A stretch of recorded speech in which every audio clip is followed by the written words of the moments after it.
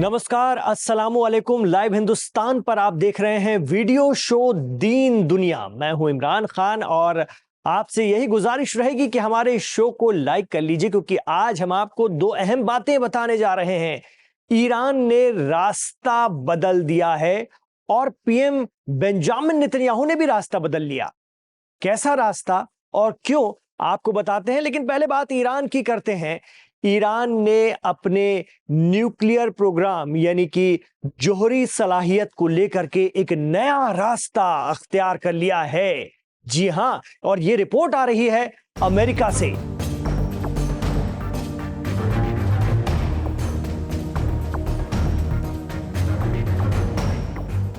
तो ईरान ने रास्ता बदल दिया है न्यूक्लियर वेपन्स यानी जौहरी हथियारों को डेवलप करने के अपने प्रोग्राम का। ईरान के साइंसदानों या वैज्ञानिकों ने अमेरिका में प्रेसिडेंट ट्रंप की हुकूमत आने से पहले ही अपने इस खुफिया प्रोग्राम पर काम करना शुरू कर दिया था। अमेरिकी अखबार न्यूयॉर्क टाइम्स ने इस बारे में जानकारी दी है। रिपोर्ट के मुताबिक बाइडेन इंतजामिया के आखिरी महीनों के दौरान जुटाई गई खुफिया जानकारी को ट्रंप प्रशासन के साथ साझा किया गया है। मीडिया रिपोर्ट्स की माने तो खुफिया जानकारी से मालूम चलता है कि ईरान अपने यूरेनियम जखीरे को जौहरी हथियार में तब्दील करने के लिए अब 1 साल के बजाय कुछ महीनों की तैयारी में ही जुट गया है। और कहा तो यह भी जा रहा है कि इसके लिए बस supreme leader ayatollah Ali Khamenei का इशारा मिलते ही ईरान अपने न्यूक्लियर प्रोग्राम को कुछ ही माह में कंप्लीट कर लेगा। तो ईरान बहुत जल्द ही जौहरी ताकत यानी परमाणु शक्ति बन जाएगा। अगर ऐसा होता है तो ये इस्राइल, अमेरिका और उनके दोस्तों के लिए बहुत बड़ा खतरा साबित होने जा रहा है। कहा जा रहा है कि सीरिया में ईरान के खास दोस्त बशर अल असद का तख्ता पलटने से, रेजिस्टेंस को मदद पहुंचाने का रास्ता रुकने से ईरान गुस्से में है। ऐसे में इस इलाके में अपनी मजबूती फिर से दर्ज कराने के साथ ही अमेरिका और इस्राइल की तरफ से किसी भी तरह के खतरे से निपटने के लिए वो अपने न्यूक्लियर प्रोग्राम पर बहुत तेजी से काम कर रहा है।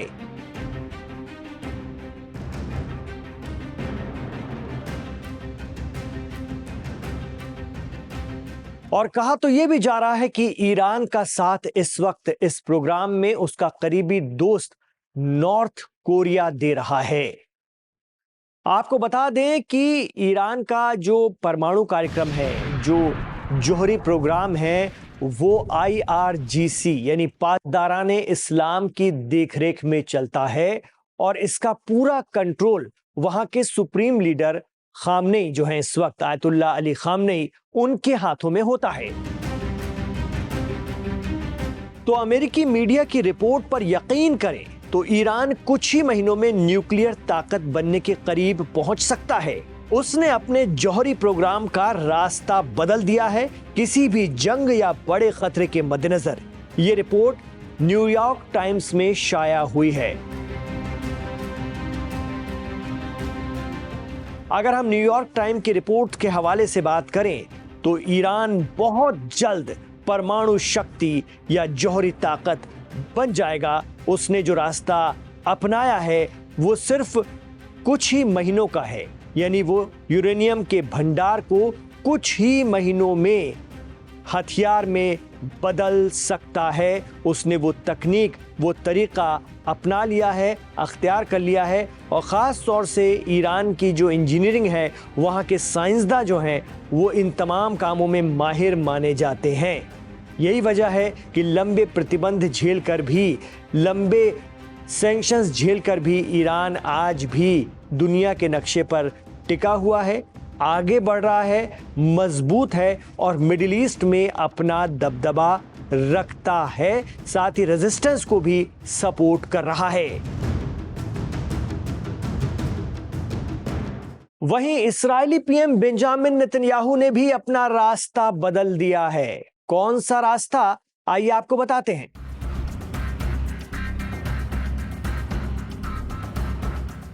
जी हां, अमेरिका जाने का रास्ता दरअसल पीएम नेतन्याहू को इंटरनेशनल क्रिमिनल कोर्ट ने वॉर क्रिमिनल करार दिया है।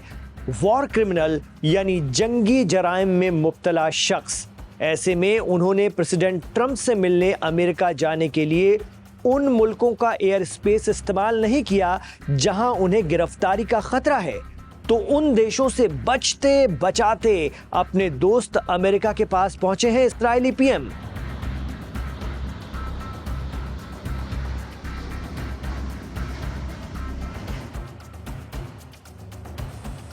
आमतौर पर इस्राएल से अमेरिका जाने के लिए कौन सा रास्ता पकड़ना पड़ता है वो तो हम आपको बताएंगे ही, लेकिन नेतन्याहू ने कौन सा रास्ता पकड़ा है वो भी सुन लीजिए।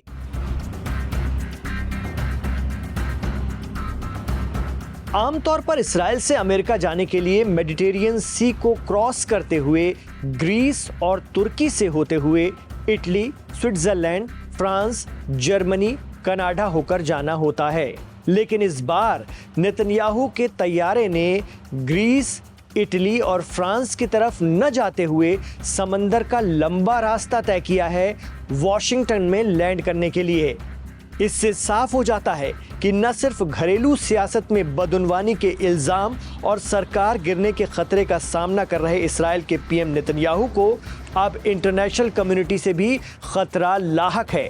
गजा में इस्राएली आक्रामकता और कत्ल गारत के आरोपों के चलते उन्हें कई देशों में गिरफ्तारी का खतरा है।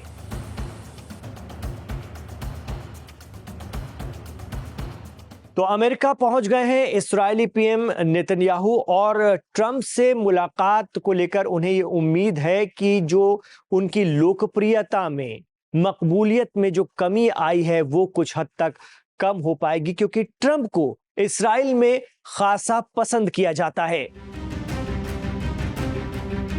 पीएम नेतन्याहू सरकार के सहयोगियों ने जंगबंदी की बातचीत जारी रखने पर सरकार से समर्थन वापस लेने की धमकी दी है। मीडिया रिपोर्ट्स के मुताबिक हमास इस्राएल बातचीत के दूसरे दौर के बाद गजा से इस्राएली सैनिकों की पूरी तरह से वापसी हो सकती है। इधर हमास के कब्जे में बंधकों के घरवाले नेतन्याहू सरकार पर उन्हें छुड़वाने और हमास से बातचीत का लगातार दबाव बनाए हुए हैं। ऐसे में बचते बचाते अमेरिका पहुंचे इस्राएली पीएम का आगे आने वाले दिनों में सख्त इम्तिहान होने जा रहा है।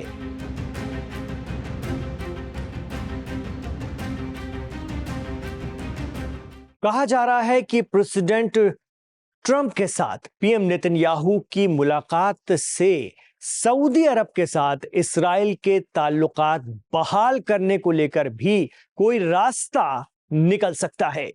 इधर इस्राएल के जरिए छोड़े गए फिलिस्तीनी कैदियों का आवाम जोरदार इस्तकबाल कर रही है, स्वागत कर रही है।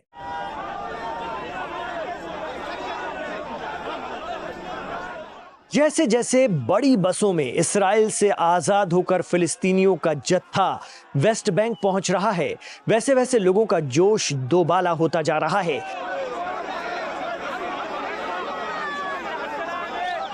कई फिलिस्तीनियों ने तो अपनी उम्र का एक बड़ा हिस्सा इस्राएल की जेलों में गुजार दिया। बरसों बाद अपनी धरती पर अपनों के बीच आना उनके लिए किसी ख्वाब से कम नहीं है।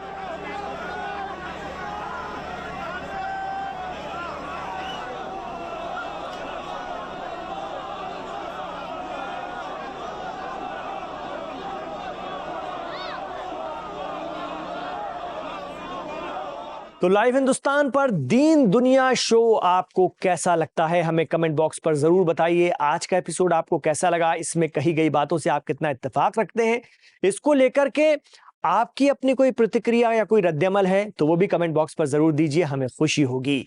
हमारे आज के वीडियो को अगर आपको पसंद आया है, वैसे तो हमारे बहुत बड़ी तादाद में नाजरीन दर्शक शुरू में ही इसे लाइक कर देते हैं, लेकिन आपको पसंद आया है तो इसे जरूर लाइक कर दीजिए ताकि ज्यादा से ज्यादा यूट्यूब के जरिए लोगों तक पहुंच सके, दुनिया भर में देखा जा सके हिंदी और उर्दू समझने वालों के बीच। आपसे ये भी गुजारिश रहेगी कि हमारे चैनल लाइव हिंदुस्तान को सब्सक्राइब जरूर कर लीजिए, क्योंकि इसके साथ जुड़ा हुआ है 11 मिलियन से भी ज्यादा लोगों का भरोसा, विश्वास। इमरान खान के साथ आखिर तक कनेक्ट रहने के लिए बहुत शुक्रिया। अपना ख्याल रखिएगा और अपनी दुआओं में हमें याद रखिएगा।